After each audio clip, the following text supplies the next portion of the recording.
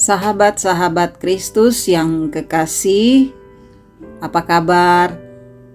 Berharap semuanya dalam keadaan baik, sehat, dan terus kuat semangat menjalani hari-hari kehidupan yang Tuhan karuniakan kepada kita. Kita jumpa lagi dalam renungan harian. Kita berada di hari Minggu tanggal 12 September tahun 2021. Dan kita akan membaca, merenungkan firman-Nya. Namun sebelumnya marilah kita satu di dalam doa. Mari berdoa.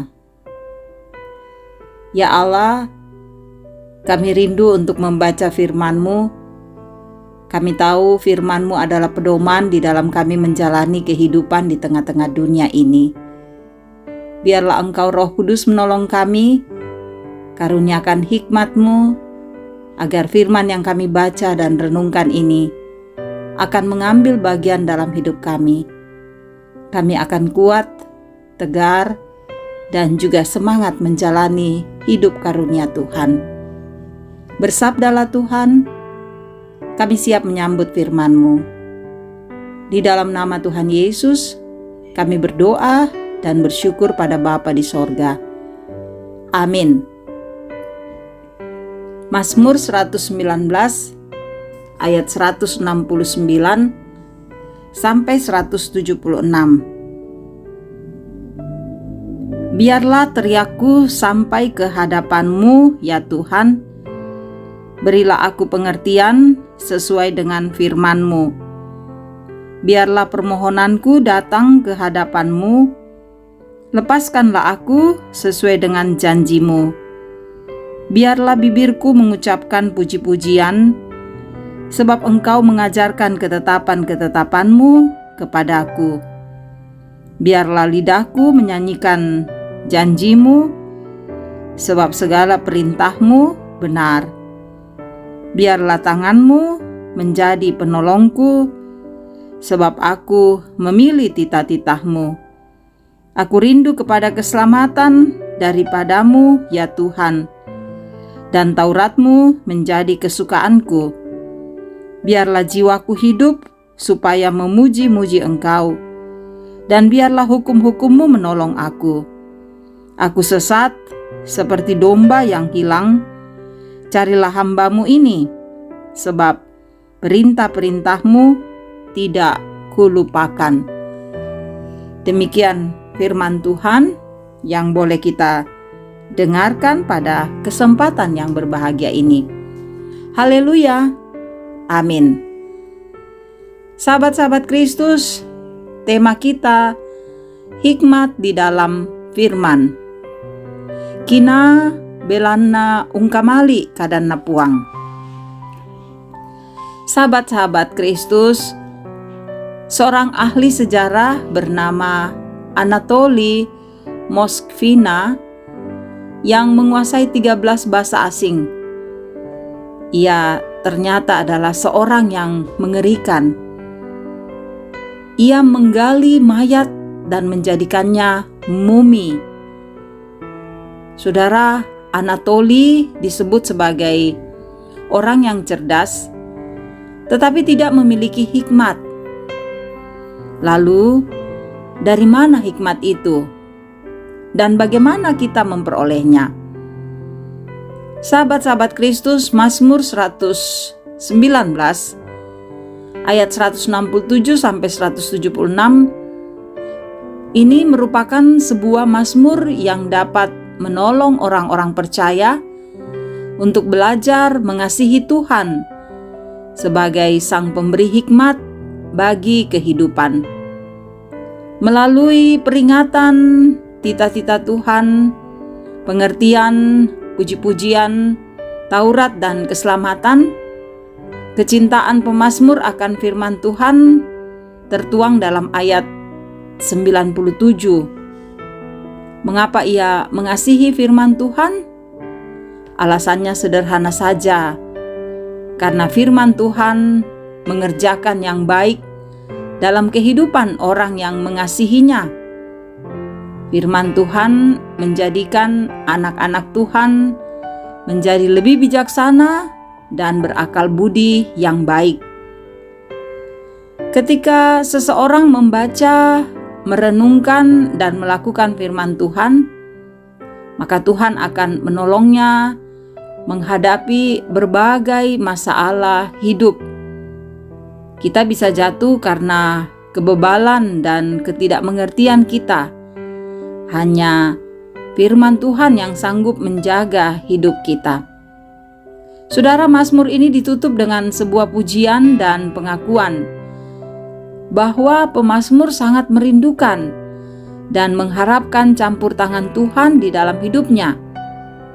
Pemazmur mengibaratkan dirinya sebagai domba yang tersesat dan terhilang, sehingga terus membutuhkan pertolongannya.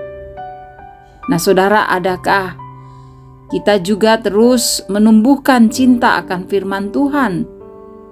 Ingat, tanpa firman Tuhan, maka hidup kita akan mudah tersesat. Kita selalu harus rindu menyambut firman-Nya. Karena firman Tuhan ini, saudara-saudara, akan memberikan kemampuan bagi kita untuk hidup dalam kasih Tuhan.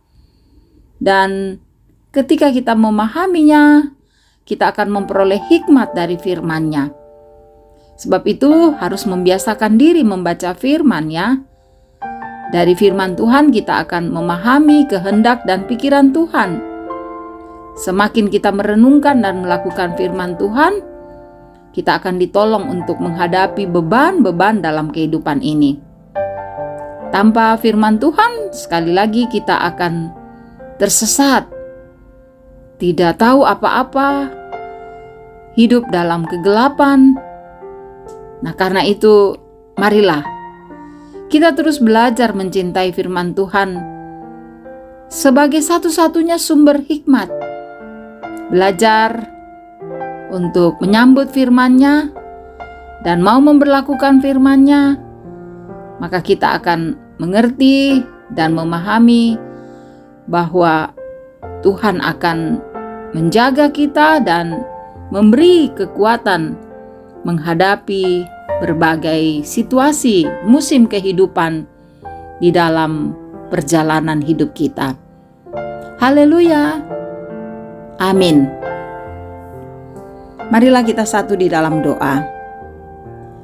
Terima kasih Tuhan Yesus, karena Engkau boleh memberikan kami hikmat untuk membaca dan merenungkan firman-Mu.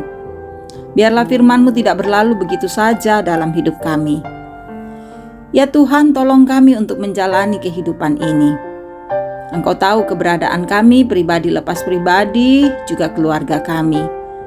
Biarlah kami selalu hidup dalam kebenaran dan juga dalam kehendak-Mu. Engkau menuntun keluarga kami, memberikan hikmat, kasih, agar kami hidup dalam ketenangan dan juga kebahagiaan. Engkau memberkati pekerjaan kami, memberkati anak-anak kami, memberkati pendidikan anak-anak kami, memberkati setiap usaha, mendapatkan pekerjaan. Biarlah dalam keluarga kami berjalan dalam kebenaran-Mu dan menikmati hidup karunia Tuhan yang luar biasa. Engkau tahu juga beban kami, beban saudara-saudara kami, bahwa tidak mudah bagi kami hidup di dalam dunia. Ada yang sakit, Tuhan sembuhkan. Ada yang berduka, hiburkan. Ada yang memiliki persoalan yang sangat kompleks dengan berbagai tantangan. Engkau hadir untuk memberikan jalan keluar dari masalah kami. Dan teruslah menyayangi kami yang bersukacita, sehingga sukacita kami menjadi sempurna dalam Tuhan. Engkau memberkati bangsa dan negara kami, biar pemerintah kami terus memutuskan mata rantai penyebaran COVID dan memberkati kami untuk taat pada protokol kesehatan. Engkau memberkati untuk pelayan-pelayan-Mu, kasih-Mu kiranya nyata bagi mereka. Jaga kami selalu Tuhan. Engkau hadir sebagai gembala yang agung, menuntun kami pada kebenaran-Mu. Ampuni dosa kami berseru Hanya di dalam nama Yesus, Tuhan dan Juru Selamat kami. Amin. Terima kasih Bapak Ibu, begitu setia mendengarkan firman Tuhan. Semoga firman ini menjadi berkat bagi saudara-saudara dimanapun saudara-saudara berada. Tetap kuat dan semangat, bahagia dan sukses selalu. Tuhan memberkati kita semua. Salam sehat.